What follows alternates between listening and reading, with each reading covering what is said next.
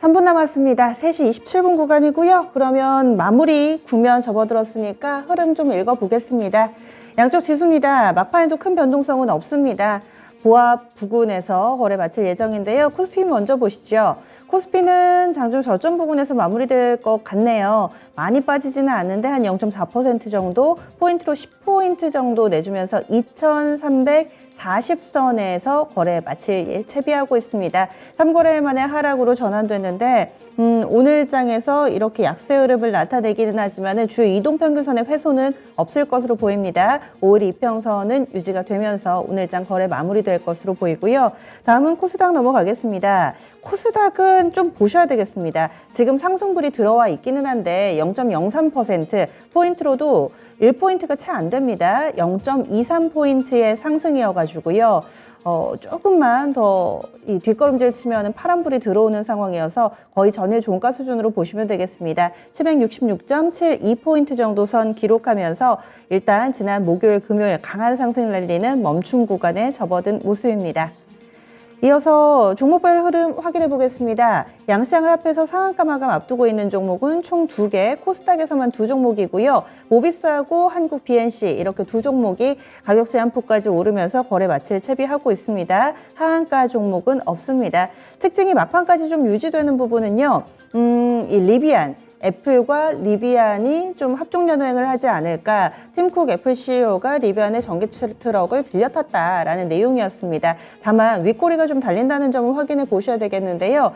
오늘 아침에 대원 화성이 상한가도 접어들었었는데 결국에는 한 20% 정도의 제한된 상승으로 거래 마칠 예정입니다. 그리고 에코캡이라든지 아진산업 이런 종목군들도 관련된 종목인데 대체로는 좀 윗꼬리가 달려있다는 점 체크 필요해 보입니다. 정치권 내에서도 이슈가 있습니다. 지금 국민의힘 이준석 대표의 행보에 관심이 좀 쏠리고 있는 가운데 차기 대표는 누가 될 것인가 벌써 시장에서는 이쪽으로 시선이 옮겨가 있고요. 그동안은 좀 몸을 움츠리고 있었던 잠룡들 사이에 관심이 좀 더 고조되고 있습니다. 안철수 의원이 되지 않을까라는 내용들이 좀 나타나면서요. 까미의NC가 현재는 18% 정도의 강한 상승권 움직임을 나타내고 있습니다. 그리고 안랩 같은 경우도 장중한 데는 10% 가깝게 오름세 나타내기도 했는데 현재는 윗꼬리가 좀 달리네요. 아무래도 정치 테마여서 시세의 연속성은 좀 확인을 해보셔야 되겠습니다. 그래도 시장 대비 강한 모습, 이 두 종목은 각각 2%, 4% 정도의 상승권으로 마감 대기하고 있습니다. 제약 바이오 쪽 강한 모습 여전하죠. 한국 BNC가 현재 상한가 들어가 있고요.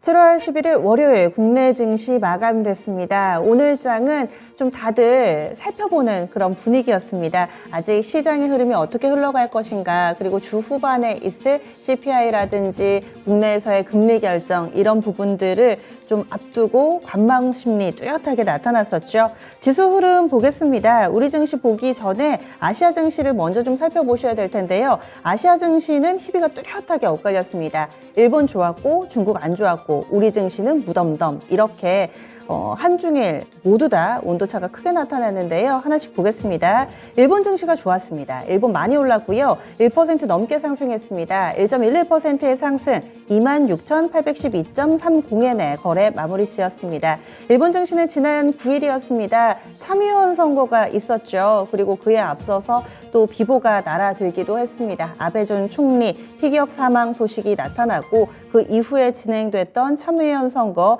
여기에서는 자민당이 압승을 했습니다. 그래서 후미오 총리의 정권 기반이 강화될 것이다 라는 전망이 힘을 얻었는데요. 사실 이런 피격 사건 발생하고 나서 전국을 빠르게 정상화시키지 못하면 그 혼돈의 시기가 길어지면서 경제도 영향을 받을 텐데 참의원 선거에서 확실하게 자민당이 압승을 거두면서 분위기가 안정되는 모습 가운데 증시도 힘을 얻어갔습니다.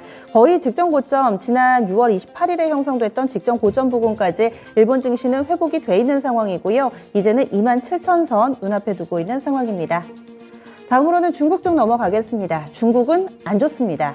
현재 상해 종합 기준으로 3,300선 테스트 구간 들어가 있고요. 낙폭도 꽤 깊게 나옵니다. 현재 구간대는 1.3% 하락하면서 3,312.48포인트 기록하고 있고요. 오늘 장 개파락으로 출발해서 계속해서 저점 낮아지는 약세 패턴 이어지고 있습니다. 심천 쪽도 2% 가깝게 밀리고 있는데요. 악재가 두 가지로 좀 정리해 볼 수 있습니다. 중국 정부 당국에서 그동안은 기술업체, 알리바바라든지 텐센트 이쪽에 대한 규제 우려로 인해서 주가가 밀렸다가 최근은 또 괜찮아진다고 했었는데요.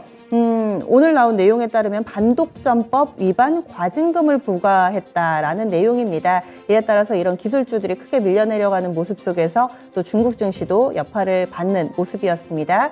하나 더 있었습니다. 인플레 압박이 심화됐다라는 건데요. 이 중국에서 경제지표 오늘 하나 좀 나왔는데, 오늘이 아닙니다. 지난 9일입니다. 9일 CPI, 소비자 물가지수 나왔는데요. 전년 동월 대비했을 때 2.5% 상승했습니다. 지난 7월, 2020년 7월 이후에 23개월 만에 최고치를 나타냈습니다. 그동안의 물가 상승, 전 세계적인 인플레 분위기 속에서 중국만은 안전지대로 안정적인 물가를 유지했었는데요. 이번에 중국 CPI마저 예상치를 상회하는 흐름을 나타내면서 중국 경제에도 영향을 주는, 증시에도 영향을 주는 모습 뚜렷하게 나타나고 있습니다. 이렇게 해서 마감을 앞두고서 중국 증시는 계속해서 저점 낮추고 있습니다. 다음은 환율 동향 넘어가 보겠습니다. 원달러 환율도요, 장 초반에는 1,300원 아래에서의 움직임이 이어졌습니다. 그러다가 시장이 점차 힘이 빠지면서 원달러 환율은 위쪽으로 방향이 잡혔는데요. 결국엔 다시 종가 기준으로 1,300원 선 위로 올라섰습니다. 오늘장 종가는요, 전일 대비 3.5원 오르면서 3원 50전 오르면서 1,303원 90전에 거래를 마쳤습니다. 원달러 환율 이틀 연속해서 상승 분위기 보여주면서 1,300원 위의 흐름 이어지고 있습니다. 그러면 국내 증시 정리해 보겠습니다. 어떻게 마감되는지 시황센터에서 보시죠. 네, 미국의 물가지표 발표를 이번 주에 앞두고 있죠. 관망세를 보이는 시장의 분위기. 오늘 우리 시장 다소 잠잠하게 흘러갔습니다. 자, 월요일 시장 어떻게 흘러갔는지 지금부터 마감 시황 정리를 해드리겠습니다. 코스피부터 먼저 확인을 해보시죠. 자, 코스피 보시면 사흘 만에 하락으로 거래를 마치게 됐습니다. 전장 대비해서 조금 밀리면서 거래 마쳤죠.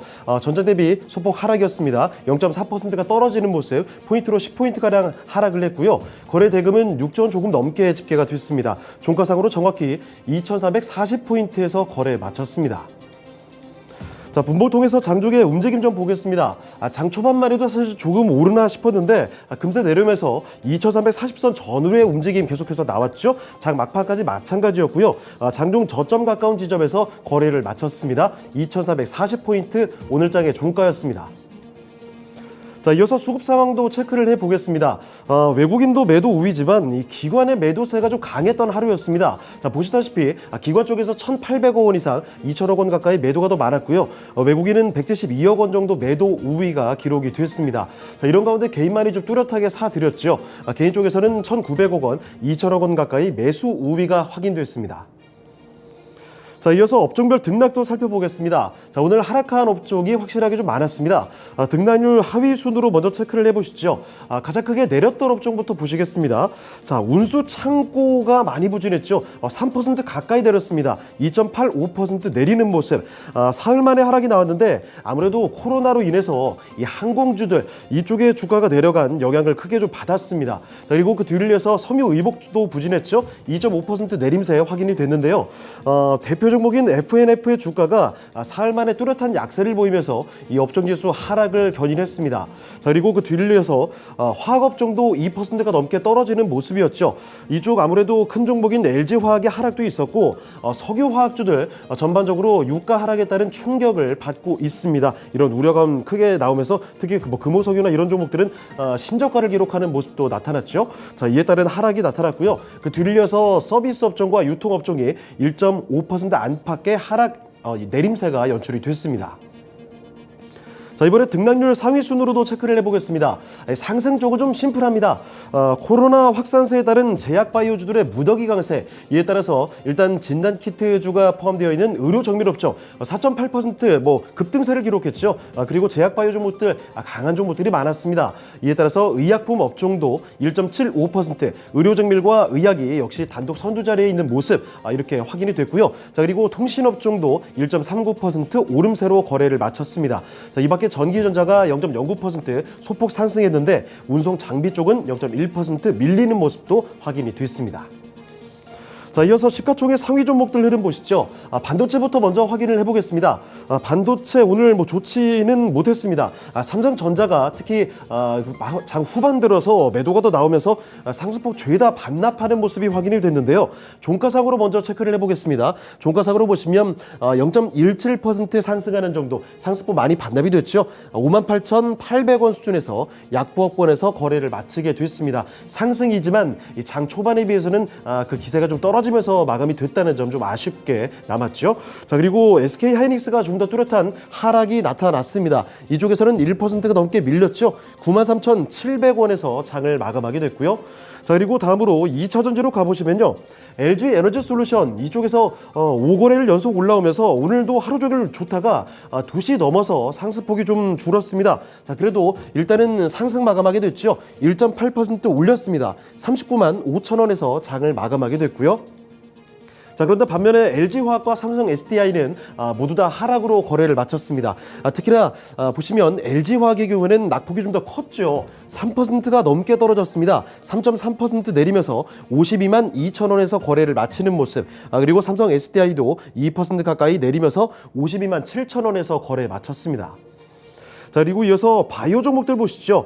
요새 원숭이 두창부터 해서 특히 코로나19 확진자 수가 점점 증가를 다시 하고 있습니다. 이에 따라서 제약바이오 분위기는 좋습니다. 삼성바이오로직스와 셀트리온이 오늘 나란히 상승으로 거래를 마쳤죠. 삼성바이오로직스는 오늘장 전장 대비 1% 오르는 모습 82만 9천 원에서 거래 마쳤고요. 아래쪽에 셀트리온 보시면 이쪽은 더 올랐습니다. 셀트리온은 거의 2% 가까이 오름세였죠. 18만 6천 원에서 오늘장 마감 짓게 됐습니다. 자, 그리고 다음으로 인터넷주들 보시면 이쪽은 반대로 나란히 하락 나왔습니다. 일단 네이버 쪽에서 웹툰이나 웹소설 쪽 광고 매출 확대에 대한 기대감으로 전 거래일만 해도 뚜렷한 강세였죠. 자, 그런데 하루 만에 이렇게나 좀 떨어졌습니다. 자, 보시다시피 네이버는 3% 넘게 하락하는 모습 3.4% 떨어지면서 24만 원 위태로운 수준까지 떨어졌고요. 자, 그리고 카카오는 이쪽은 낙폭이 좀 덜했습니다. 자, 이쪽 보시면 0.7% 떨어지면서 7만 1,300원에 거래를 마쳤습니다. 자, 그리고 자동차로 가보시죠.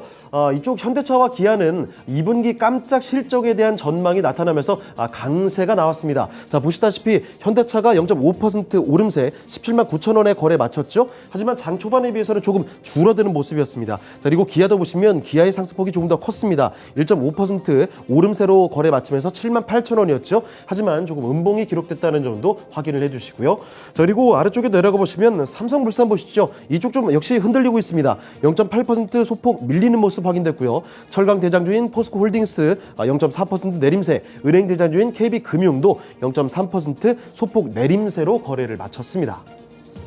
자, 다음으로 특징 좀 보시죠. 코로나19 신규 확진자 수가 오늘 0시 기준으로 또 2만 명 이상이 나왔습니다.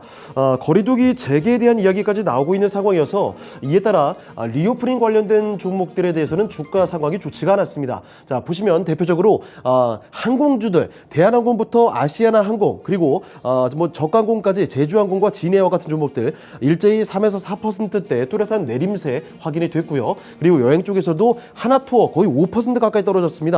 5만 원도 좀 위태롭게 내려갔고요. 모두투어, 롯데관광개발, 참 좋은 여행까지 일제히 뚜렷한 약세였습니다. 특히 오늘 카지노 관련된 종목들이 뚜렷이 많이 떨어졌죠.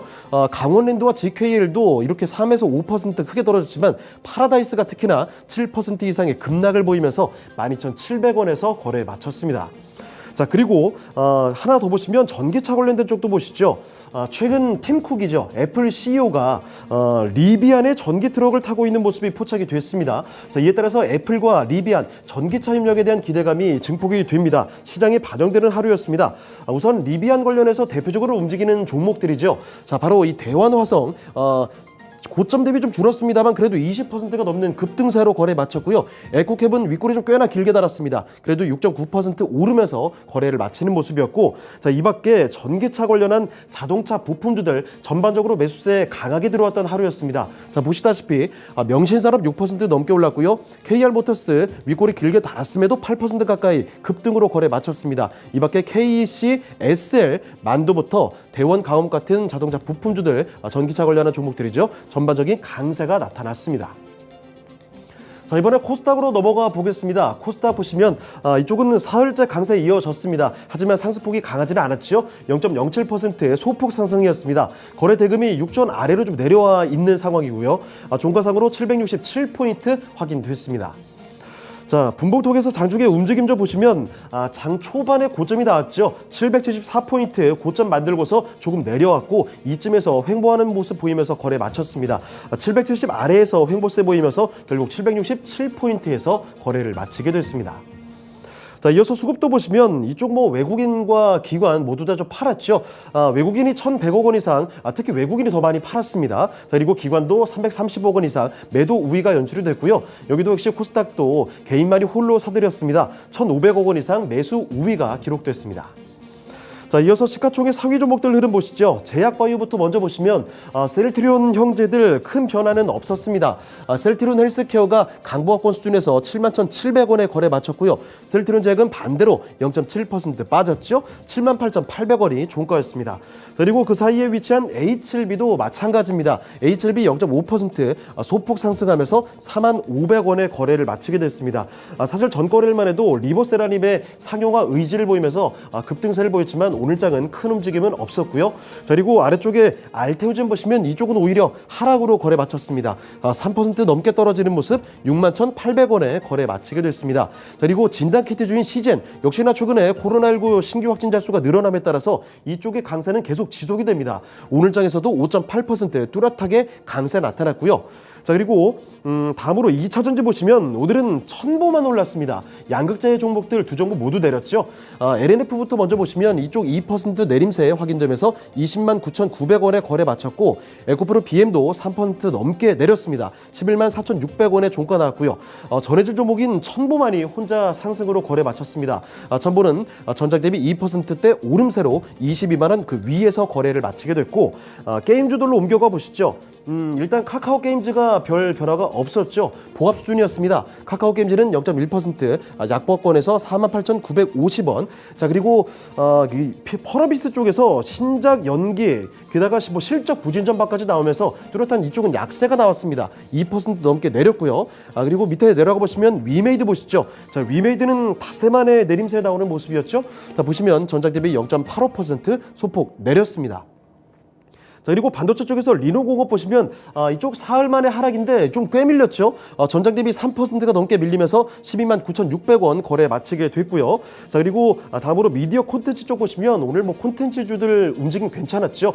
나란히 상승이었습니다. 스튜디오 드래곤도 1.6% 오름세, CJ ENM도 0.6% 오르면서 빨간불 켜면서 거래를 마쳤습니다.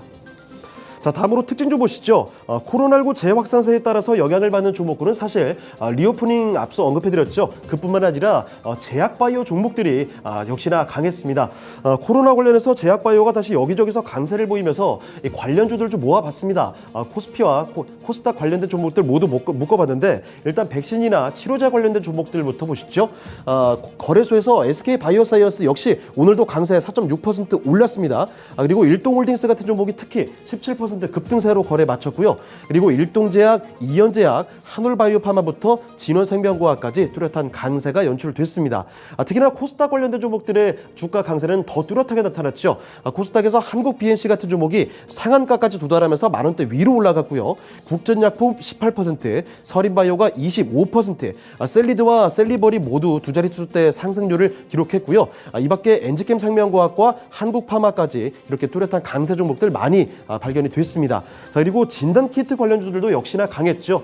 거래소에서 SD바이오센서가 특히 10% 넘게 주가 급등세였고요. 이 밖에 엑세스바이오, 진매트릭스, 바이오니아라든지 PCL 관련된 종목들 이렇게 윗꼬리를 좀 달았지만 뚜렷한 강세로 거래를 마쳤습니다. 자, 그리고 특징주 하나만 더 보시면 콘텐츠주들의 분위기도 심상치가 않습니다. 최근 방영 중인 드라마 이상한 변호사 우영우의 신드롬급의 인기에 힘입어서 관련주들 매수세에 붙는 모습이죠. 우선 A스토리 관련된 우영우를 만든 회사죠. 6월 저점 대비 거의 2배 올랐습니다. 12% 오늘도 주가 급등세 연출됐고요. 갤럭시아 머니터리는 우영우의 주연 배우인 박은빈 씨의 소속사로 지분을 보유했다. 이런 점이 부각됐죠. 강세 나타났고 이 밖에 스튜디오 산타클로스 쇼박스 그리고 덱스터와 뉴 같은 콘텐츠 관련주들 일제히 강세가 연출됐습니다. 네, 지금까지 마감 시황 전해드렸습니다.